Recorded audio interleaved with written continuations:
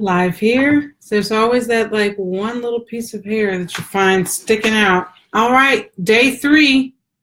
Waiting for you guys. I'm waiting for you guys. And while I'm waiting, I'm sharing from this slow internet connection here. All right. Hi, and I can't look up there too much. Let me bring this other camera down even more so it doesn't look as crazy. All right, let me share this, and then we will jump right in. Hey, Lisa. Hey, Del. All right. Hopefully everybody remembers the tips shared already from Monday and Tuesday. Hopefully you guys do. And if not, that's okay, because I'm going to give you a recap and walk through it all over again. All right. There's this, you know what? Somebody needs to come up with some technology where you can share.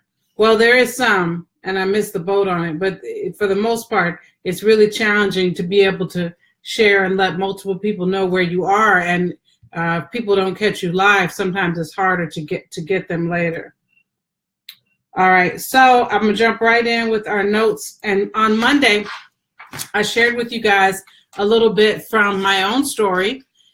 And I talked to you all about my struggles with anemia and malabsorption, my struggles with constipation. I shared on that, just putting it all out there, hoping I can help somebody. All right. Oh, Del said she finally made it on time. Yes, I know, because when we're live, it just feels like we're together, you know. So, and I worked on my lighting. Somebody gave me a tip about that. I appreciate you guys bearing with me as I'm building. You know, we always want to wait until things are already perfect, and I'm just learning in a big way not to do that at all. Now I need to have my research done, you know, but that doesn't mean that you need to have like every single thing around you perfect before you can get started on something. Okay. So, and the other thing, the tip that I gave you on Monday was to drink 16 ounces of water first thing in the morning. You can keep like a bottle of water beside your bed and just guzzle it down. I know some of you aren't in the habit of drinking, you know, water as much as you need to, but that's why it's easiest if you just chug it. Chug, chug, chug, chug, chug. Force it down. When you first finish it, your stomach's going to feel so full, especially if you're not used to drinking a lot of water, but your body will thank you big time for getting more water in there, okay? And the second tip from Monday was to have fruit first thing in the morning. Fruit first thing in the morning because it helps your body continue flushing what you had the night before. And honestly, you don't really need to eat anything else. You could wait until, you know, sometimes I don't eat anything until maybe 12 o'clock or so. And that's, some people say that's why they call it breakfast, because you're breaking your fast. You're also practicing intermittent fasting if you wait a little bit later to eat. All right, then Tuesday, we talked about mucoid plaque and acidic foods. Now I'm gonna do a totally different video on acid-based foods, but it plays into every single thing that's wrong with us. So I had to bring it up again yesterday because the mucoid plaque that builds up in our colon and lines our GI tract is a byproduct of all the acidic stuff that we shouldn't be eating a lot of, if at all. The sugar, the starch, the dairy products, the plaque builds up, leads to inflammation and a breakdown of tissues in the intestinal wall. I also, guys, gave you guys some additional names of folks that you can go and research and look up on your own. I gave you Dr. Robert Morris. I gave you Dr. Elizabeth Lipsky. Both have great information on GI and colon health. And you always, when you're researching folks, want to look up what they said and then look up what other people have said about the same topic. And I just realized I started without introducing myself. See, I'm still a novice. I'm Cara Ashburn, also known as Coach K, and I teach women how to bring their entire life into balance by practicing much better self-care and health and lifestyle changes. I focus on a high alkaline plant-based lifestyle, and that's how I lost 65 pounds and got my life back on track and my spirit together, because every single thing I do is 120% faith-based. So that's important to note there. All right, and so that's what we talked about on Monday and Tuesday. On Wednesday, which is today, we are talking about disease, or rather a GI failure, and some basic information around treatments. It's not going to be 100% comprehensive. I want to whet your appetite to get out there and dig and find more. And I will also have classes coming up the first quarter of next year for those who are interested. But I'll talk about that when we get to the end of this session today, and then tomorrow a little bit more detail on that. All right, so here's one thing about GI tract failure. We talked about earlier this week about diarrhea and about constipation, because that's what most of us are most familiar with and what most of us have struggled with.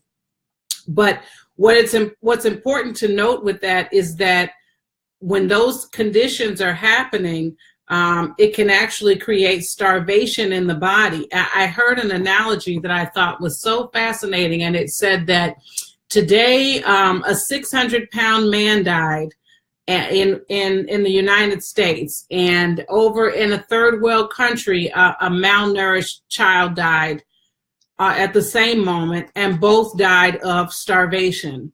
And I thought, wow, because we see people who are grossly overweight, and we think they're eating too much. You know, how could they possibly be starving? And what's happening is they're starving from lack of nutrients. So all that fat, which came from bad food that the body didn't want, ends up piling up.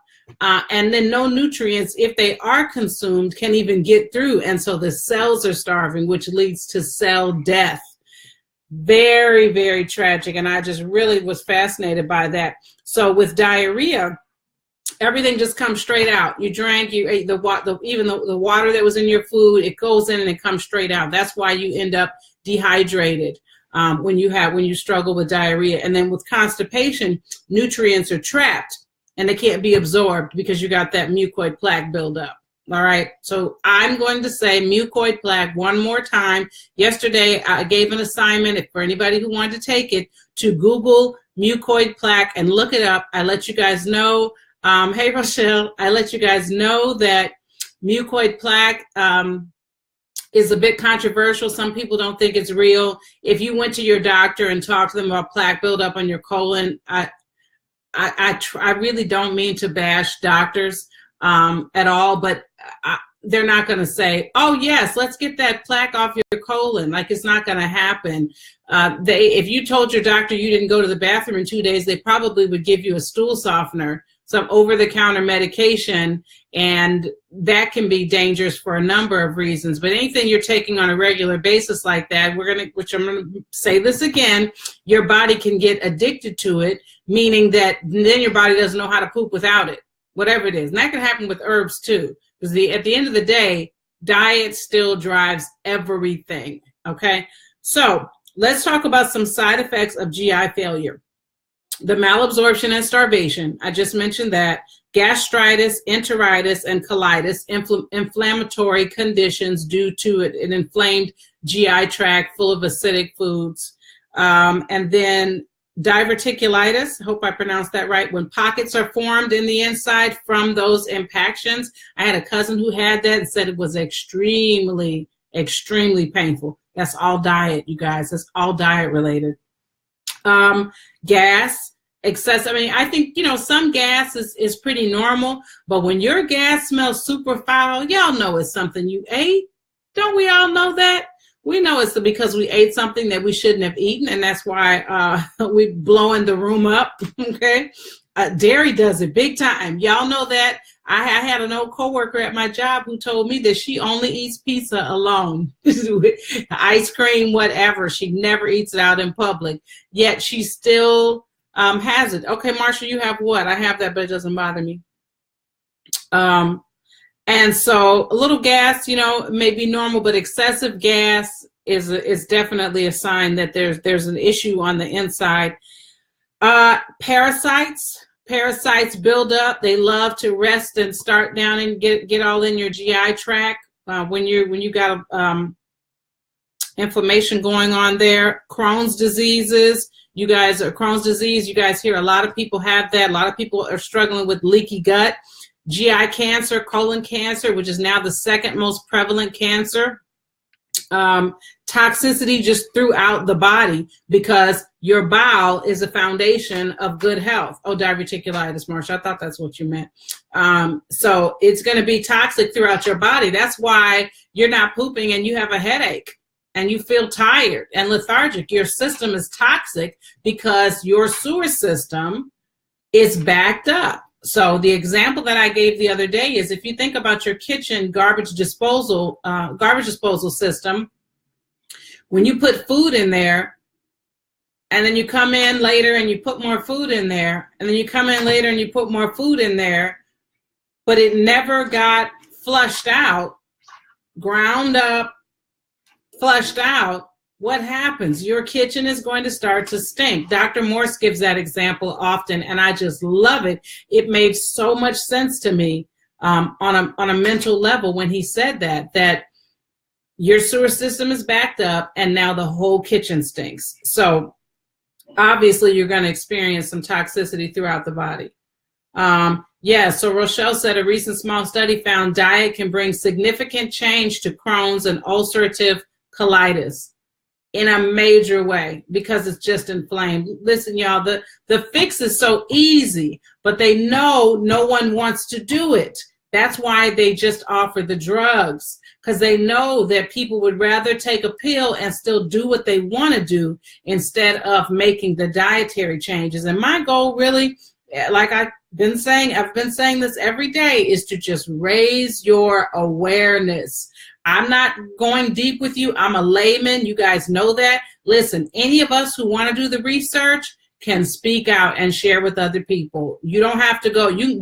Some people have gone through medical school and still don't know this information about nutrition. So don't let that hold you back. But do make sure, you know, that you've looked it up and what you're sharing is at your level of you're sharing along the levels of what you know. And don't go to extremes and tell people crazy stuff to do. You haven't tried any of it on yourself or anything like that.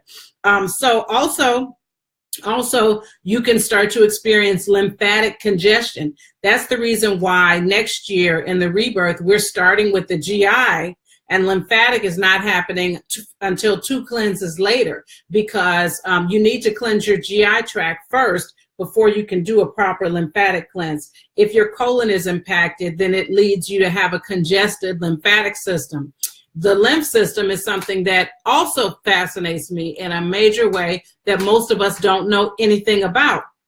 Your lymph fluid that you have inside your body is what carries white blood cells throughout your whole system. So this is why the Bible says we're fearfully and wonderfully made, you guys, because the lymph system knows where in the body certain things are needed. Where are the white blood cells needed? The soldiers that are going in to help you get free from disease. And the lymph system is always attempting to heal you from yourself and the choices you've made. And so it's trying desperately to get those white blood cells where they need to be in the body. When it becomes congested, it's stopped up.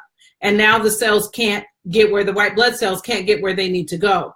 And so that's why it's so important that you cleanse your lymph system. And you can do, I mean, we're not doing it until the fall, but there's things we could be doing on an ongoing basis. I actually intended to start this video jumping on my little trampoline in the back here. Maybe I'll do that tomorrow, but I don't get on it like I should. But you can also do dry brushing. There's lots of things you can do to help with your lymph system and ease up on that congestion. But it starts in your GI and colon tract, because if you do the lymph and you've never done GI, it's not going to work. It's just going to stay congested because the root of it is in your gut.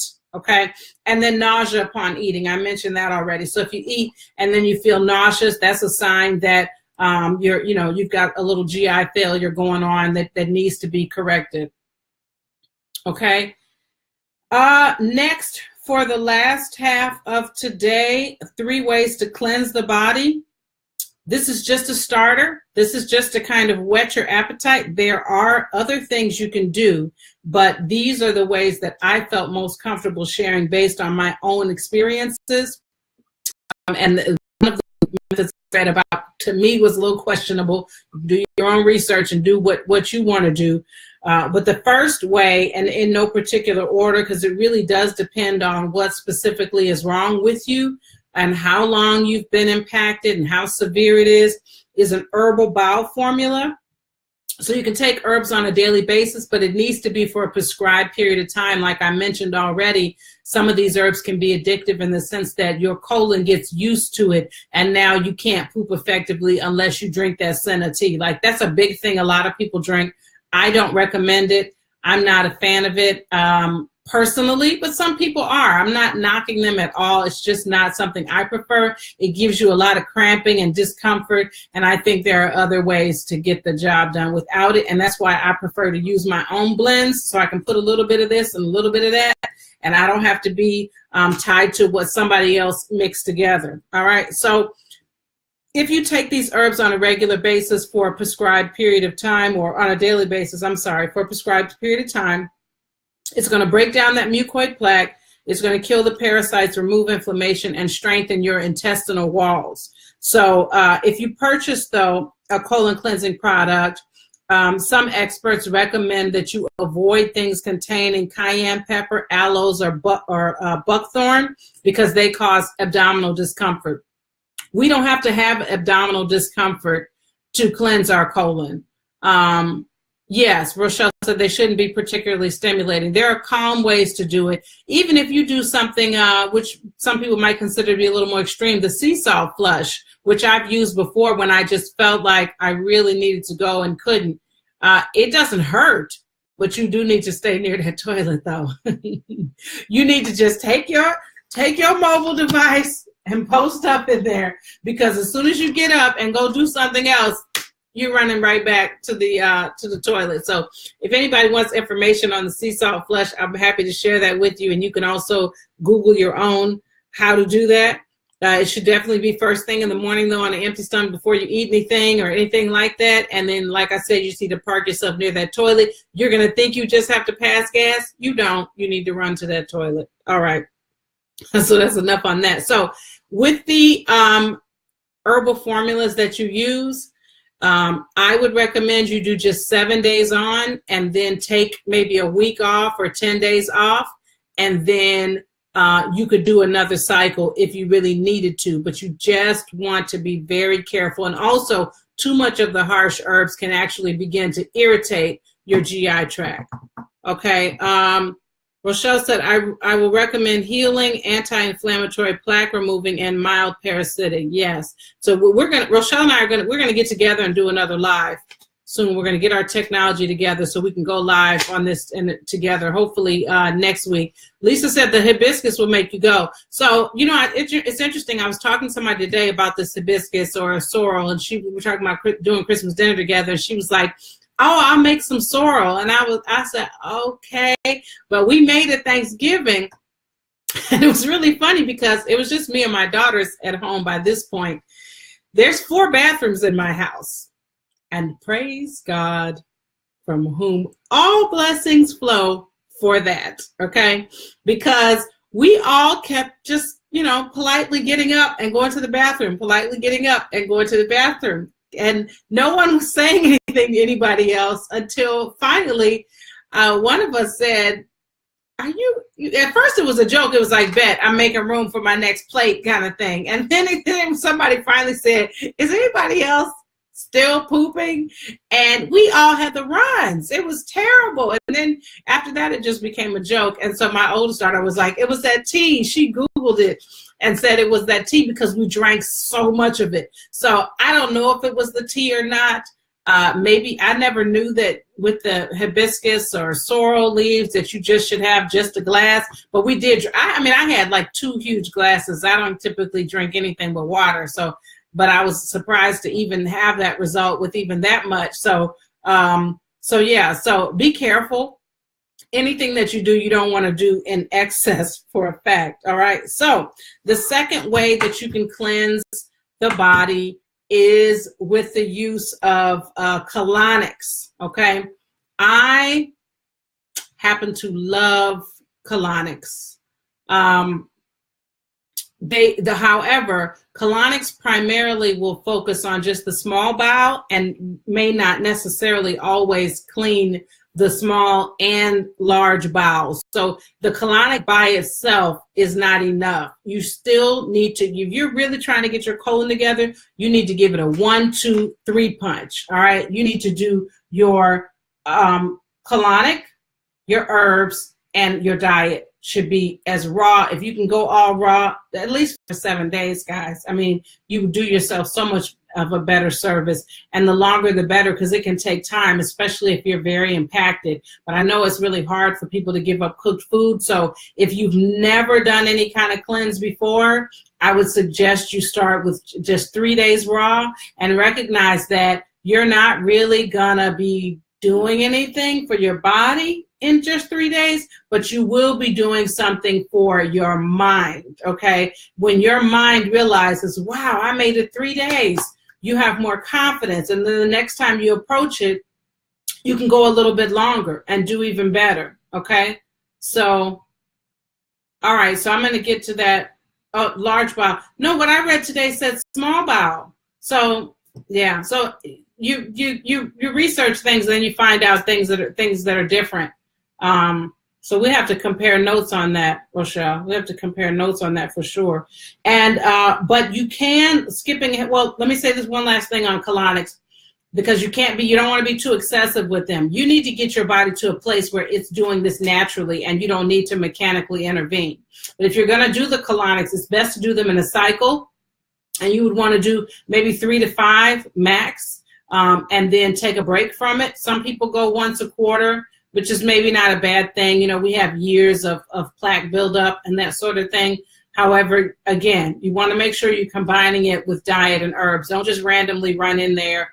Get a plan together, okay? All right, so the last method that I'm recommending is grandma's version. Who knows what I'm getting ready to say? It's what Granny said. Can anybody guess? Way to cleanse the bowels. What did Granny say to do?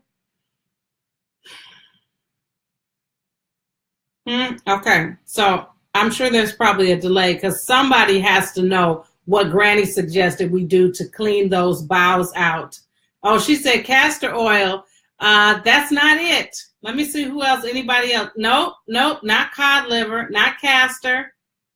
Nope, it's not a product. Nope, it's not a product. It's a method. It's a methodology, sort of. I guess that, I don't know how else to say. It's like a treatment. It's not something that you drink. It's not something you drink. Not nasty cod. I used castor oil to put myself into labor with this middle child. She's been strange ever since. Let me tell y'all. Prunes. Nope. It's enemas, you guys. Okay, it's not a product that you take. It's something you do to yourself, and you can do a low enema or a high enema. Low enema is lower in the colon. A high enema goes higher in the colon, and the low or high. Yeah, Rita said enema. Yay! I wish I had a prize for you, Rita. I didn't think that far in advance, but you knew what Granny said.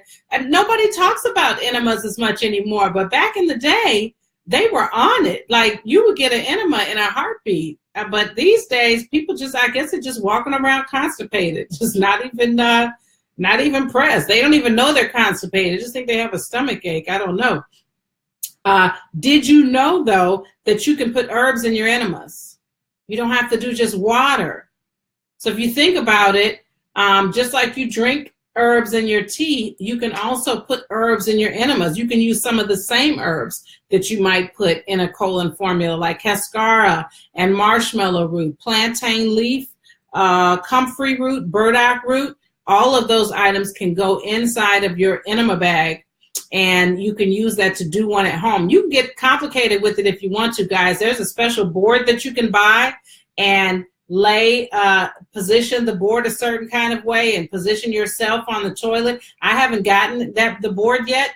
I want to see, will it fit in my bathroom stall area where the toilet is a very small area. So I'm curious to know if it can fit in there. Charlene, I will look it up for you and see if I can find. I do have a book recommendation for you though, and that in the book, it gives a lot of details about, the type of materials and equipment you can find and that sort of thing. And there's someone who has a whole setup video done on YouTube. I may do that one day because I like her video, but then she talks about the bentonite clay that I don't believe you should be using. So she kind of lost me on that one.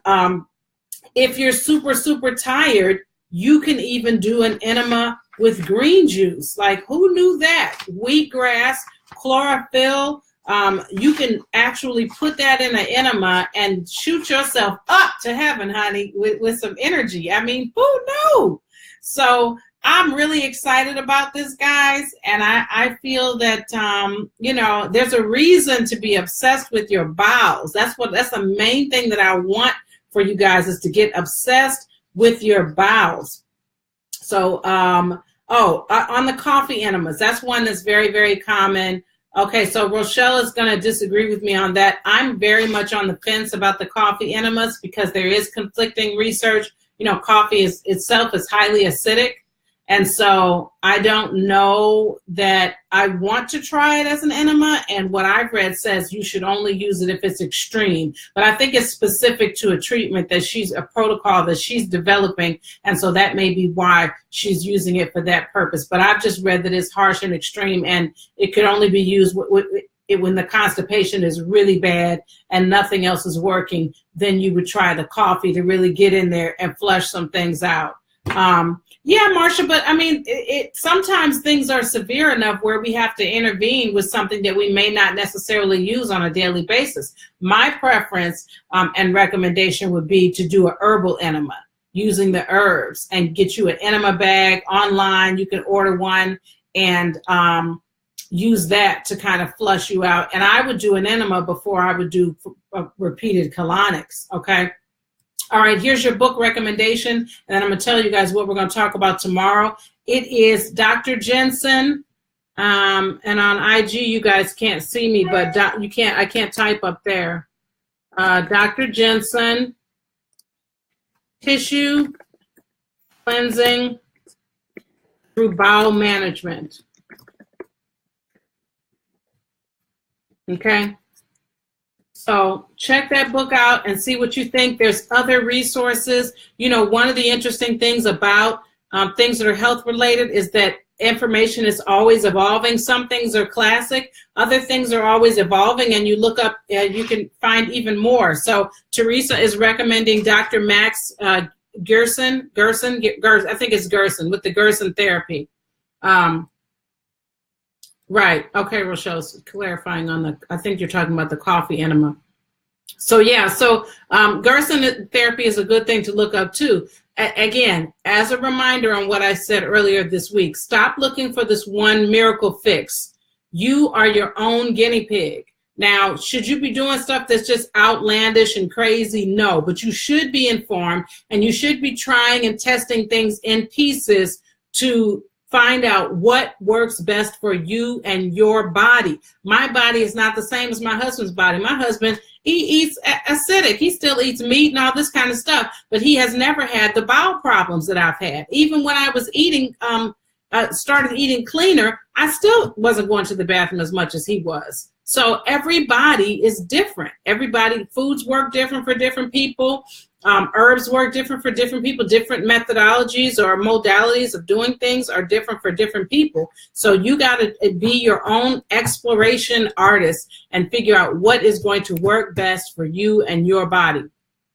All right, so tomorrow we're going to go head first into talking about the GI cleanse that's coming up in January. And also I will have information on more in-depth classes that I'll be doing January, February. And I think, Rochelle, you're teaching a class in March, but we're going to give you a detailed overview of your GI system, what it looks like. We're going to talk about CMOS and gut health. We're going to talk about food and gut health over the course of 3 months, January, February, and March, and then the cleanse starts January 8th.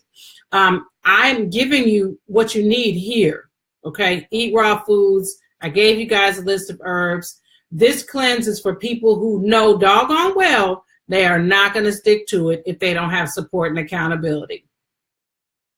I've been there. Got all the information, but not doing it, okay? So if you want support and accountability and coaching, and you don't want to have to try to figure out what you're going to eat, you want to just have the information supplied for you, then you'll definitely want to get in on the cleanse. It's going to be very thorough, and I'll provide sign-up information and everything tomorrow night. Rochelle, my biz partner, is a licensed nurse practitioner, and she's doing all of our herbs.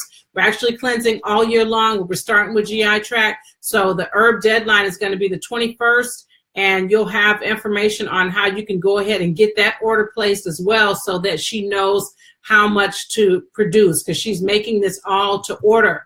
All right, so everything will be made to order for you to have everything you need to go ahead and get started. So last thing on that is, even though the cleanse doesn't start until January 8th, I don't want you like running in on the 7th, trying to get in there. You can. Registration will be open on the 8th. However, I want you to come in sooner so we can have time to get you prepared, time for you to get your mind right, time to have discussions about fears and all that kind of stuff, so we can really be ready. When that's how you set yourself up for success. You don't set yourself up for success as much when you run into a cleanse at the last minute.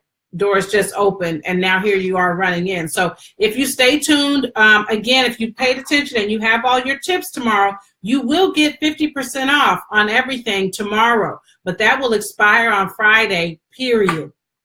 All right? That will completely go away on Friday. That's only going to be for those who've been paying attention, who took the time with all the stuff on TV to come and get the information, kind of get your appetite wet, and you're ready to join in. So tomorrow I will give you the coupon code for 50% off of the one-time cleanse, or you'll get a 50% off of the one-time cleanse plus all 3 classes.